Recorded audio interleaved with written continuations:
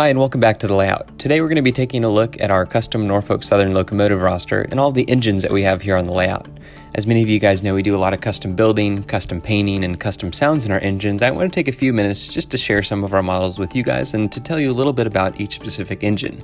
So as you may notice, this is a pretty long video, so we're going to take a quick look at an overview and I'm going to give you a brief description of our roster and our fleet.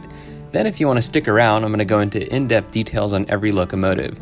If you want to look at the description of this video, I'll have the timestamps for each locomotive. So if you have any questions, click on the timestamp and then you can learn more about that specific locomotive. But for now, we'll take a quick look at an overview of our fleet and the specific engines.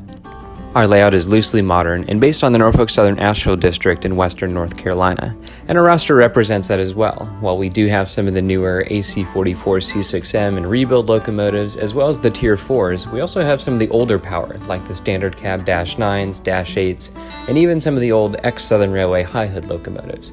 So we're going to be taking a look at all these in detail here coming up, but I just wanted to mention two quick things before we begin. The first thing I wanted to briefly talk about are custom sounds. Not only will we be taking an in-depth look at each locomotive, but also let you listen to the custom horns and bells and various locomotive sounds that I've been adding to these locomotives and personally recording over the past 5 to 10 years.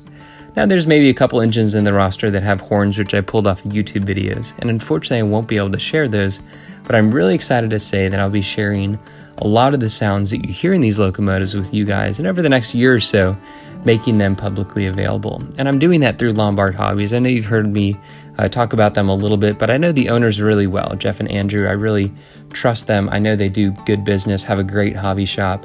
And because of that, they've given me the neat opportunity to allow me to distribute these sounds pre-installed on locomotives and maybe down the road, if things go well, on decoders as well. So more information on that in the description. I won't talk about that too much, but that's something that's coming down the road. You can check out my Facebook page, NS Modeler 24, for more information on that. And the second thing I wanted to mention, or if anything, just acknowledge, is the fact that I know it's been a while since my last video. And the reason for that is I actually just started medical school. So it's a really exciting time in life, but also a little bit busier than the past couple of years. So the reason I'm telling you this is, one, just to let you know that I'm not going anywhere. Just because I'm a little bit busier doesn't mean the videos won't keep coming. So I have lots of really exciting videos coming, and a lot of them feature the locomotives that you'll see in this roster update. But also the second reason I wanted to mention that is on a more personal note. It actually took me 4 years to get into med school. And to be totally honest, it was a hard 4 years where I was trying to figure out how to get in and what to do. But I wanted to really say that this hobby and this YouTube channel, and also particularly you guys, have been a huge source of encouragement in my life during a time which was honestly really discouraging. So if anything, I just wanted to say thank you to you for all of your encouragement and support when you guys might not have even known it. So thank you. I really appreciate it. Can't even tell you how much it means. But that being said, let's go ahead and get started. So we'll go ahead and start with the Norfolk Southern Dash 9s. First off is the ScaleTrains Dash 9. This is a renumbered locomotive with working truck lights. I also added computer screens inside which are lit. Other than that though, it's pretty stock with the exception of just a few custom sounds.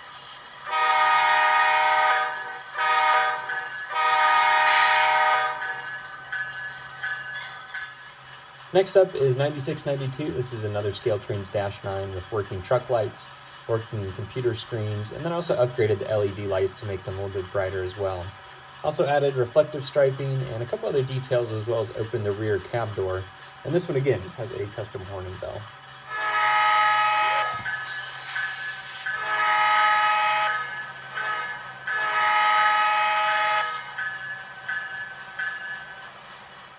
The next Dash 9 is another ScaleTrains locomotive. This one was renumbered and repainted, so I added the Operation Lifesaver logo to it to match the prototype 9256. This one also has working truck lights, computer screen gauges, and I also upgraded the front headlights as well with a custom horn and bell.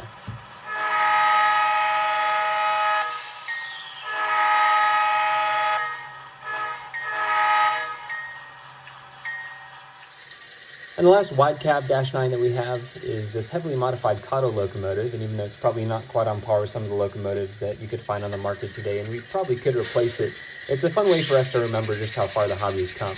And for us, this layout's been all across the country with us. It's been to the La Mesa Club in San Diego and all over. So for us, there's just a lot of memories attached to it for us, and even though the prototype isn't around in real life anymore, definitely fun for us to have. So like I said, this is a Kato with lock sound, custom bells and horns by a friend of mine, And then it also has brass handrails, PTC. I opened the cab door, added a new cab interior, and most recently I added the correct NS style plow, some scale couplers, and then also ScaleTrains trucks from a different project, but those have the spinning bearing caps and the details are just a little bit better on those. So like I said, it'll continue to get more upgrades as time goes on, but it'll definitely be around the layout for a long time.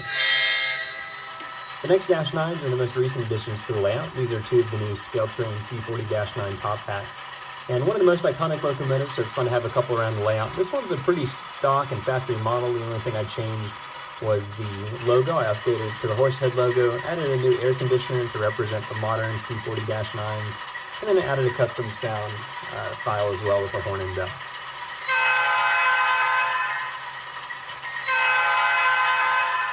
This one has pretty much all working truck and step lights from the factory. The only thing I added was working gauge lights and computer screens. When they upgraded the C40-9s, at some point they replaced the gauges with computer screens, so I represented that here and lit them with a small LED. The second C40-9 top hat is also a custom ScaleTrains locomotive. It's a pretty stock model with the exception of a little bit of paint modifications, such as the sill stripe and a couple of decals here and there. But other than that, it's pretty much a stock factory locomotive with some weathering. Also added a custom horn and bell. The horn was found from a YouTube video, and it's a very neat representation of some of the older fouled K5s that you might have found on these top hats.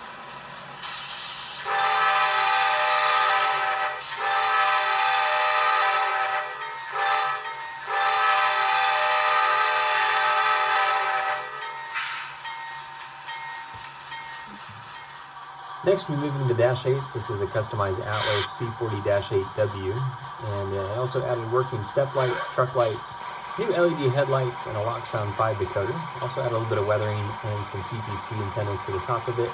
And then it has a really nice custom RS3L by Arthur Bradley, and a neat bell as well, which represents the Dash 8 bells.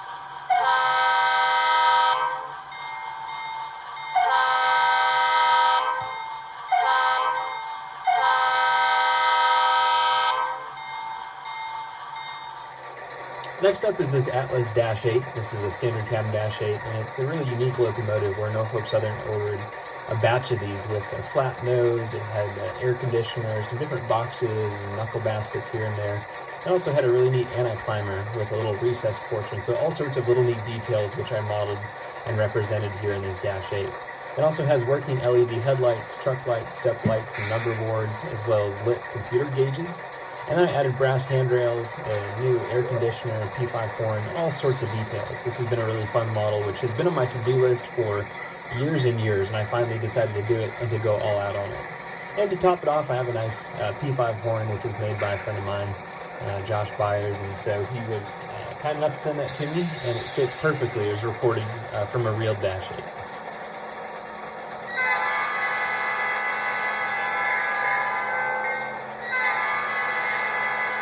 It's a great representation of some of the laggy air solenoids that would have been on these older Dash 8s, or I guess the air valves.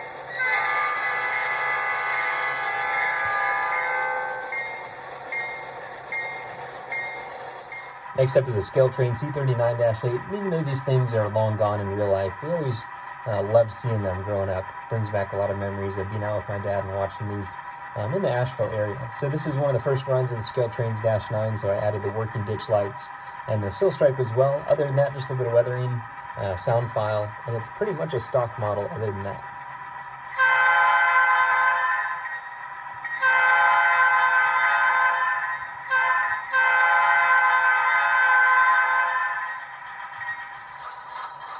And last in the line of Dash 8s is this B32-8. This is a really unique locomotive which only Norfolk Southern had. And it's pretty much a mini Dash 8. The B means that it has 2 wheels per truck. So it's a shorter locomotive, a 4-axle engine, which you'd find on the branch lines and out switching yards and industries. I remember seeing those a lot as well growing up. So it's something, even though they're gone in real life, we wanted to have around the layout. So this is a modified Atlas engine. I think it was a B23-7 frame, trucks, and fuel tank which I used. I then took a B40-8 shell, spliced it down the middle and shortened it because the real one's a little bit shorter. Also added working LED lights, lock sound, and some details here and there as well, and then finished it off with a custom paint job.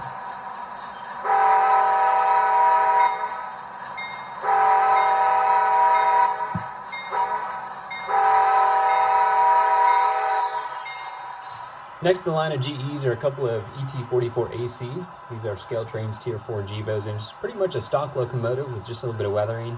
However, these are in line to receive new LED headlights and ditch lights next. I'll probably add working truck lights and computer screens while I'm at it as well. So other than that, it's just got a custom sound file, which is pretty neat. I recorded this while I was out with my dad one day, and I think it's just a little bit of an improvement over the factory horn.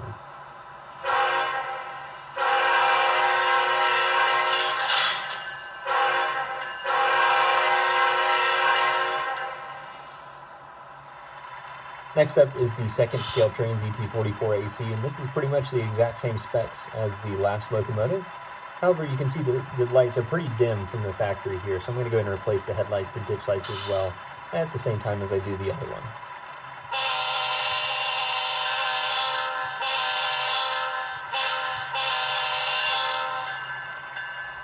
8099 is the Southern Railway Heritage Unit, and it's a fun locomotive for us to have because we model on ex-Southern Railway lines. And a quick note, we don't have too many Heritage Units here, even though we think they're all cool. We want to keep a realistic ratio here on the layout. So we have two of them, and this being one of them, mainly because we grew up on and model an ex-Southern line. So it's fun for us to have that one around. Really think it's a cool looking paint scheme. And this is one that I built back in 2012, just in time for the event in Spencer when they all gathered around the turntable. You can see a picture of it here. And I was able to hold it up right in front of the real locomotive. That was really fun for me.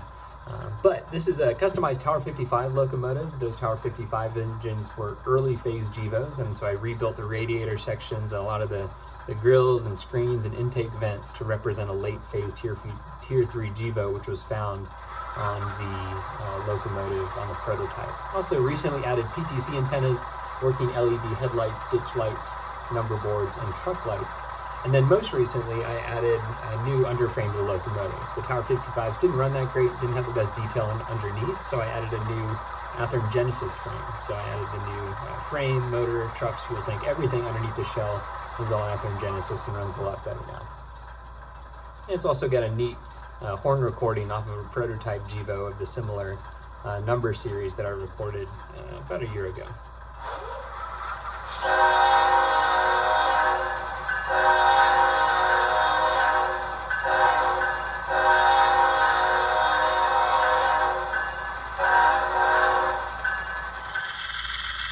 Next up is an Athearn Genesis ES40DC, and this is a fairly stock model. I added a new plow, MU cables, ditch lights, and a PTC antenna though, and that is pretty much stock from the factory with a little bit of weathering. And then I also added new LED lights as well.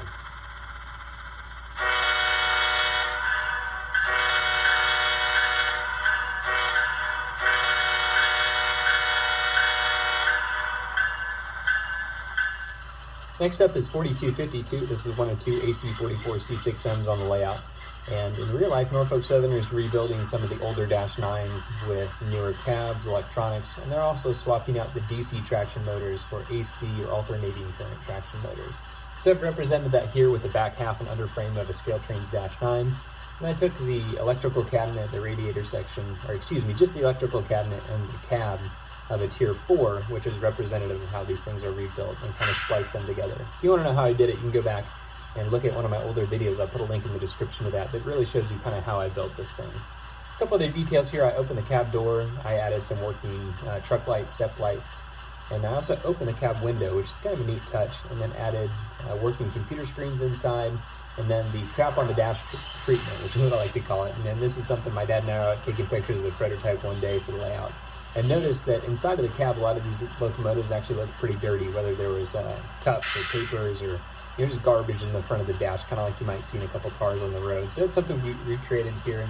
And one thing I've noticed just in a lot of these models is that it's really the small details which add up to make you a great looking model. And this is something that, in all honesty, is not too hard once you figure out how to take these locomotives apart. You can simply cut up a piece of paper, and I just wrote on it with a little pencil and glued it onto the dash. And then for the cup, it's just a piece of styrene, which I drilled a hole in the cab interior and stuck it in, so you can't see the bottom half of the styrene pipe, but you can see the top half, and when you paint it right, it looks just like a cup. The sandwich wrapper is just a paper towel, which I soaked in CA glue for a second, wadded up, and stuck it on the dash. So these things are just really easy to do. You just got to be creative, and it's these small details which really add up to neat looking models that represent the prototype.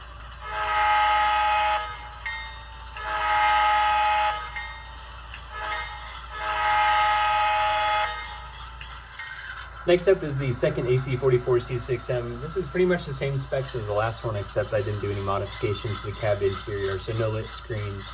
And this is a little bit of a different paint style found on the AC44C6Ms. And this one also has a P5 horn, just a little bit different. But that's one that I recorded, again, a couple months back while I was away, and really turned out to be a neat recording for a prototype AC44C6M, which I was able to find.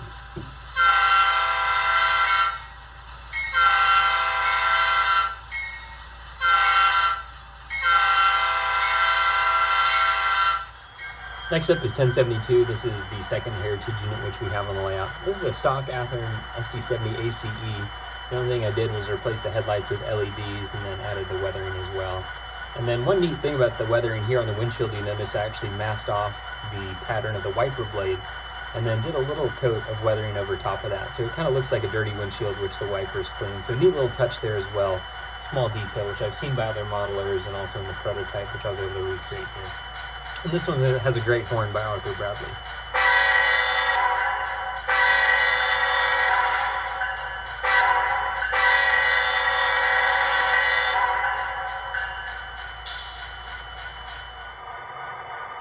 Next up is the second SD70 ACE. This is 1024, and yes, I did forget to renumber the number board. Several people have pointed that out to me. It's one of those projects I've been meaning to do for quite a while, and just have not quite got around to it yet. So that's next up with the tier 4s to receive lights, and I actually haven't replaced the lights in this one as well, but it does have working LED computer screens, which I just haven't wired up yet. Also had a little cab figure in there and opened up the window. Other than that, it's pretty much a stock locomotive, and then also has a really neat K5 LLA horn, which represents the horn found on the prototype that I recorded actually just last week.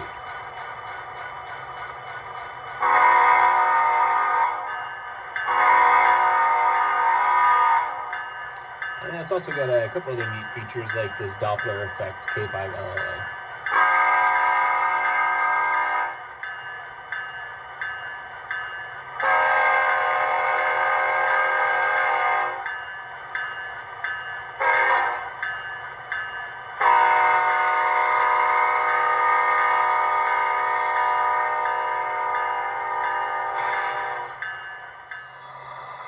Next up is an Athearn SD70M-2. This is pretty much a stock locomotive, but again, I replaced the headlights and ditch lights with LEDs. Also added a PTC antenna and a couple auto start decals here and there, but other than that, it's pretty much a factory locomotive. And this is a Lock Sound Select decoder, so these are just sounds you can get direct from Lock Sound Select, which I think is a good file.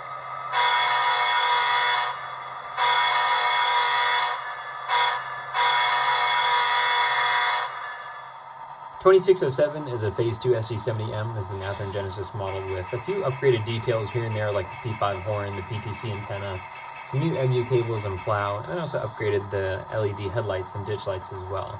And then one other modification here is actually lit number boards. I had to drill them out of the shell. I added some clear plastic and LEDs behind those to light them, but that's something that didn't come from the factory, but is a neat touch when you're running at night. And this one is a really cool sound file. I actually made this probably several years back, but unfortunately I can't find the file, so it's in the model, but there's no way to get it out, and I can't find it. So it's a cool horn, it's a one-off, and unfortunately I won't be able to put it in any other engines because I really can't track down the file, and there's no way to pull it out of the engine.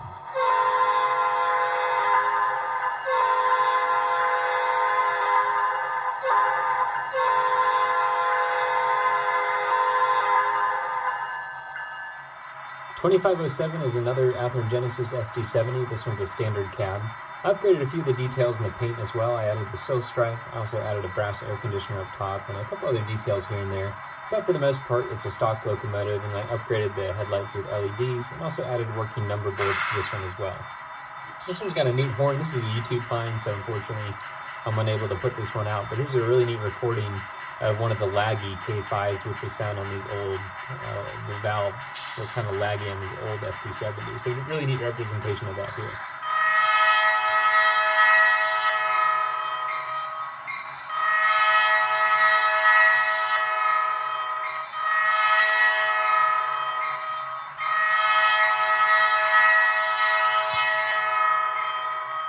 $69.39 is one of the rebuilt SD60s. This is an Athearn Genesis SD60E, and it's pretty stock. It has all the stock lighting, like the lit number boards, the truck lights, and the LED ditch lights as well. The only thing I did was replace the headlights. I added new LEDs up there just because I thought they looked a little bit dim from the factory. So now they match a little bit brighter. If not, maybe they're too bright and I need to go back and replace the ditch lights. But for now it's good enough, and like I said, it's pretty much a stock locomotive here. But I did a little bit of weathering and added a custom horn as well. This is another one I recorded directly from an SD60E in real life.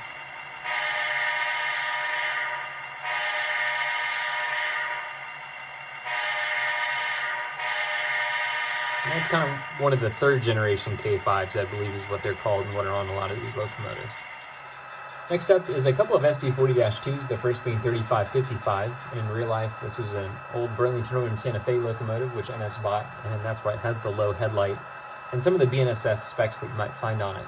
So I repainted a ScaleTrains BNSF-9 just like they did in real life, and other than that it's pretty much a stock locomotive. I did add an air conditioner up top, stock sounds, but eventually I'll upgrade those as well once I get a good recording of an appropriate horn for this locomotive.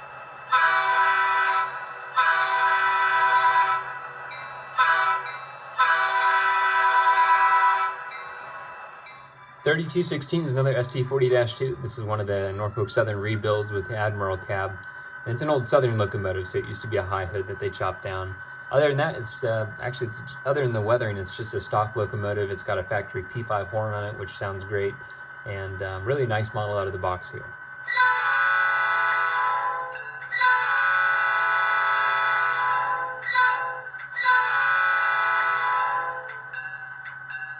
Next up is 6129. This is ScaleTrains SD40-2. And all the SD40-2s are ScaleTrains. The reason we did that is because we run 4 of them together in a quartet. And we really wanted them all to look the same, have the same details, but most importantly, to really run the same and run well together. And we found that when we were mixing different brands and manufacturers of locomotives, either they didn't quite look right or they weren't running well together. So here they have the same motors, same controls, everything's the exact same about them, and they run perfectly together. So originally we had a couple Intermountains and Atherns, and they were great models, not dissing them at all, but now having all ScaleTrains locomotives, they look great, run great, and customizing them, it's neat to have 4 different SD40-2s that are NS, but all a little bit different. And so this was an old N&W one, which I repainted, and I had a really cool custom RS5T in it, but unfortunately that sound file got deleted, and it's been in the middle of an advanced consist for almost a year now, so I didn't even know that until I just put it on the track and tried to film this. So I need to go back and fix that. I'll mention that in the next layout update. Also, I need to add working LED ditch lights. It does have headlights. I also kept the class lights from the factory. I thought that was a neat touch, even though the real one doesn't have it. It's kind of a neat thing to have here on the model. And in my opinion, I've saved the best for last. I love the high hood SD40-2s, and this is an ex-Southern locomotive. Like I just mentioned, it's a ScaleTrains, and I originally purchased a ScaleTrains Southern unit, added the working ditch lights, and repainted it. And one neat thing about this locomotive is I actually didn't strip the paint first. I did that intentionally. I wasn't being lazy. But the reason for that, on a lot of these Norfolk Southern locomotives on the old high hoods, you could actually see some of the old Southern paint starting to bleed through. And if you look at the logo on this locomotive, and even where the white pinstripe would have been, the gold pinstripe, excuse me, you can see that's starting to come through the black paint. I actually represented that here on the model as well, where just behind the NS logo, you can see some of the Southern lettering kind of starting to come through, whether it's rusting or whatever's happening there. So a neat little touch there as well. And then this has a neat P3 by Arthur Bradley.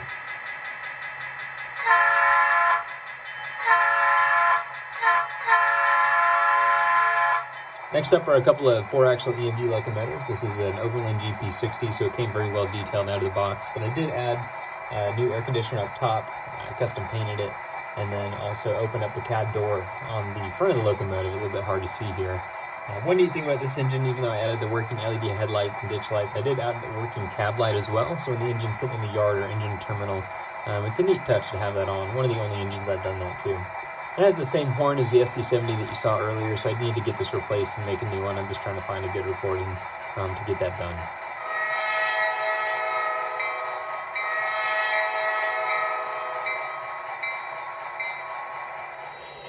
Next up is another Overland. This is a GP59, so they're very similar to the GP60s. The only difference is the handrail spacement and a few of the doors and how they're arranged on the long hood. So I custom painted this, added a few details like the air conditioner and a few antennas. It has a neat GP59 sound file, so very accurate to the prototype. And a fun fact about the real 4612, it spent a lot of its life on the S line and around Asheville. So I remember seeing this engine a lot growing up, and just one that's, could often be found in the Asheville area in real life. So fun engine to have here on the layout, since that's the area that we model. It's got a P5 like the Dash 8 you saw earlier. I don't love having two of the same horns. Maybe it's just a pet peeve, something small, but I think it's a neat detail when each engine has a different horn. So for now, this has the same horn as the Dash 8, which you saw earlier, but until I found a new recording, it's definitely close enough and sounds great.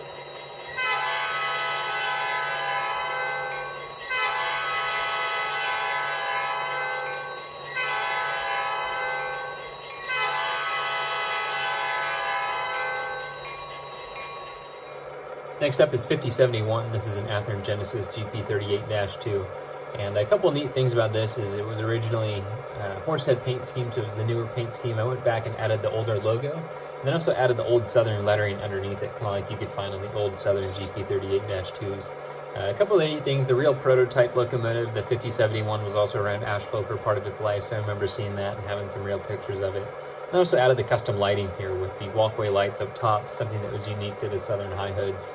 The truck lights, I also added working LED headlights and ditch lights to both ends, and then the number boards as well, which I had to drill out and add new ones too. So other than that, a little bit of weathering and a nice P3 again by Arthur Bradley.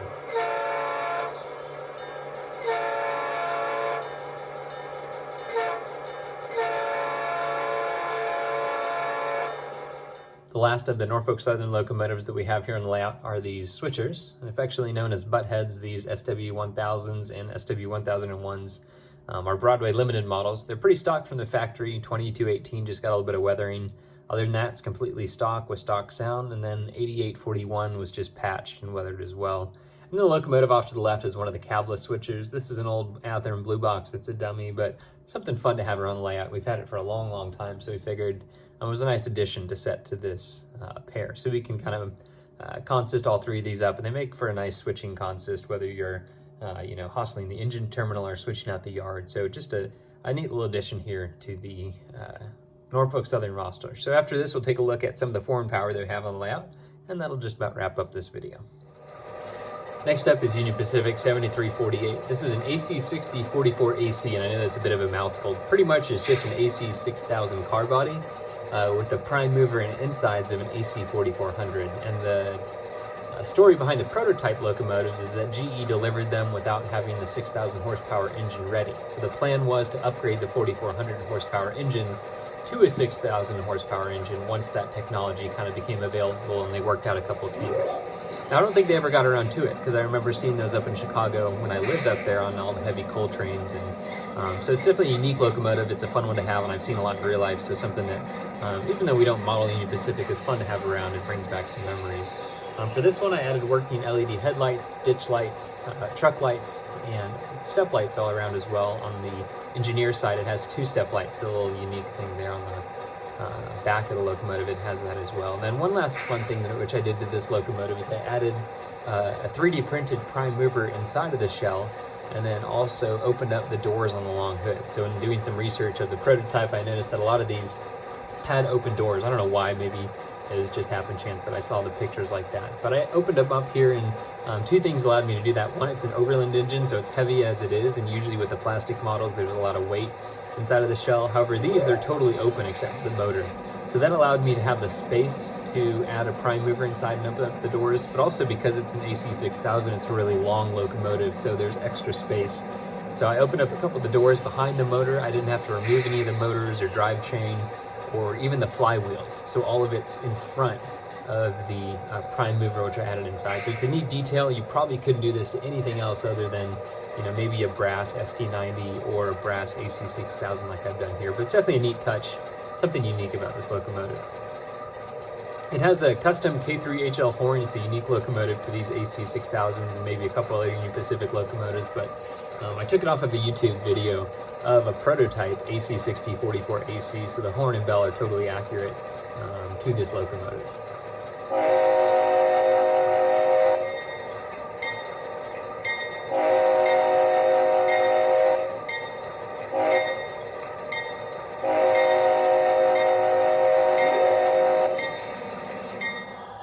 UP6408 is an Overland EC4400 CW. It's an old Southern Pacific locomotive which I patched and added PTC antennas and a few other details here and there. But other than that, it's pretty much out of the box, and then I weathered it as well. Also added working LED headlights, ditch lights, truck lights, and step lights, and then I lit the number boards as well, which is a bit tricky to cut out the brass, but turns out to be a really neat effect, especially when you have these two paired together running at night. It has a K3 LA horn, which I believe is correct for the prototype, and a nice GE bell as well.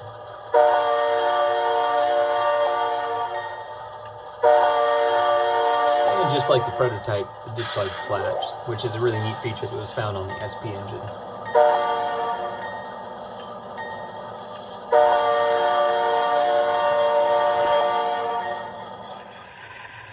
UP9414 is the first locomotive that we ever had with sound on the layout. It was also the first locomotive to run on this layout, so it's definitely got a lot of memories attached to it.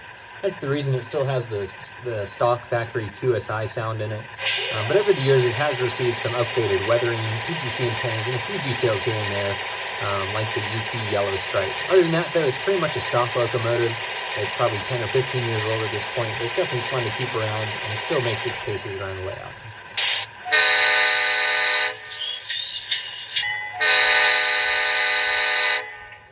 Moving on to a few BNSF locomotives, 803s and Atlas-8 as well. This one actually doesn't have sound, so it's been weathered, but it's totally a stock locomotive. Sound is coming. It's just one of the projects that's been on the back burner for a little while, and eventually we'll get lock sound in here and add a few more details. But for now, it's a great looking locomotive that we run mid-consist, and that's about all to show you on this one.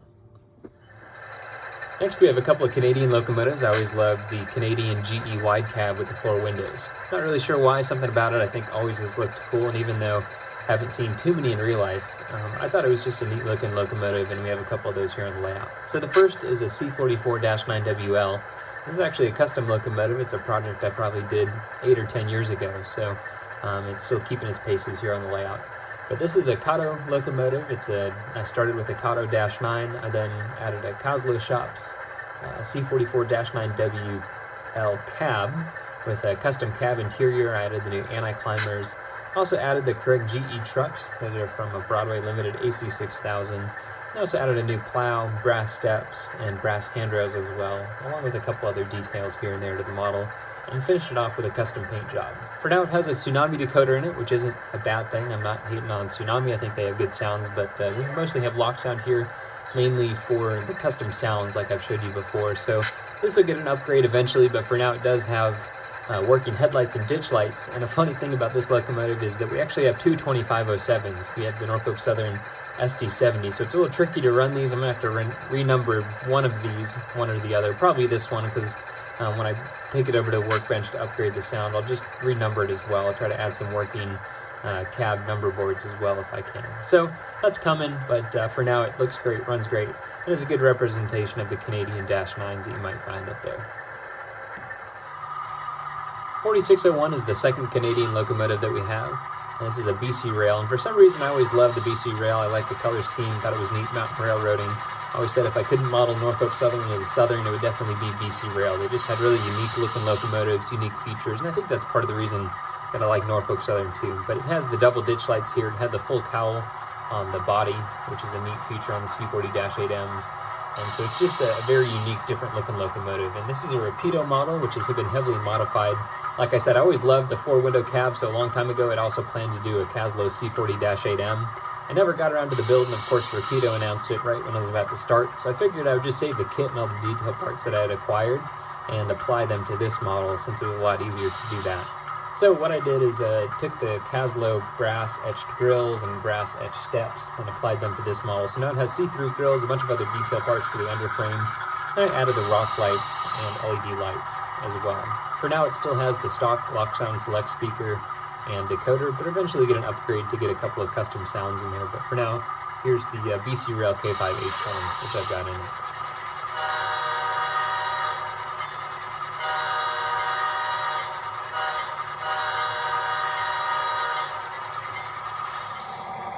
Next up in the line of foreign power is the Santa Fe-9. This is, I guess, technically a BNSF locomotive. It's not quite patched yet, but I found a lot of pictures of the prototype where these things weren't patched. So for now, we'll just call it a Santa Fe-9. This is an Overland Models Locomotive, which has been pretty much just weathered straight out of the box. It had sound when I purchased it, and so all I did was add a working headlight. It doesn't have working ditch lights, but it does have custom sounds, a Locksound 5 decoder, and then I upgraded the speaker as well. So now it has a Scale sound system speaker with great bass, and those things really sound good inside of these brass shells. Other than that, I just gave it a detailed weathering job, repainted a couple of the doors, panels, and air tanks here, and it's got a nice custom RS3L horn and bell on it as well.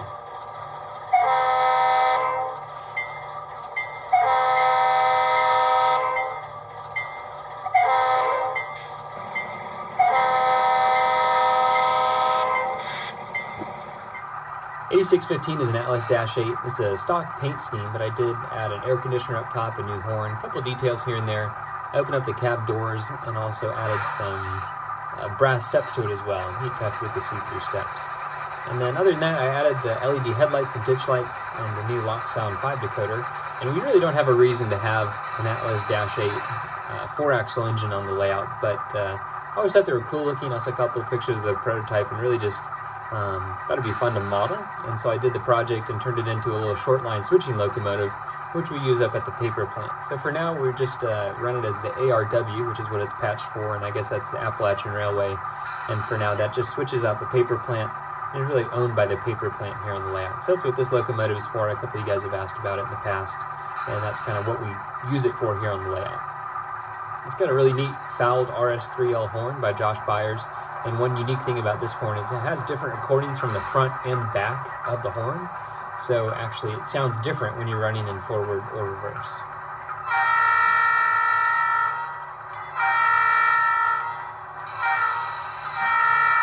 And here's the reverse.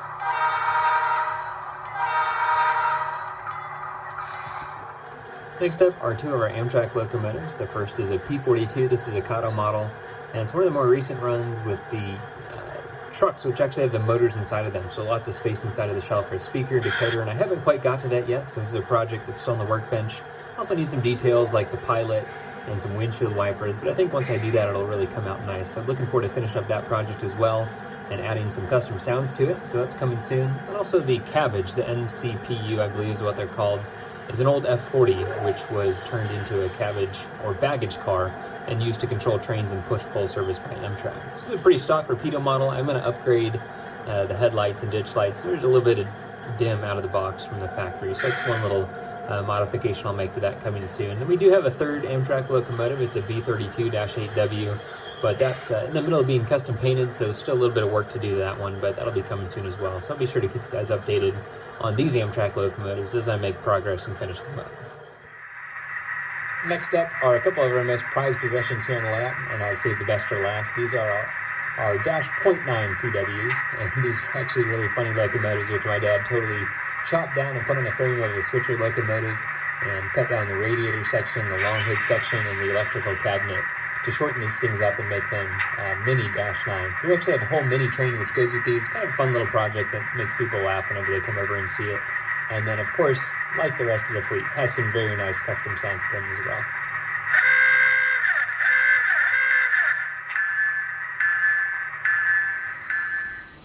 For those of you who've made it all the way to the 38th and a half minute of this video, thank you so much for watching. I know it's been a long one, but I hope you enjoyed. If you have any questions or comments, let me know in the section below, and I'll do my best to get back to you, or my dad will. His name is Tom. You might see him come up in the comment section as well. And together, we've been in this hobby together and know a lot about these locomotives and are happy to help, or if we can't, point you in the right direction. So once again, thanks for watching, and we'll see you next time.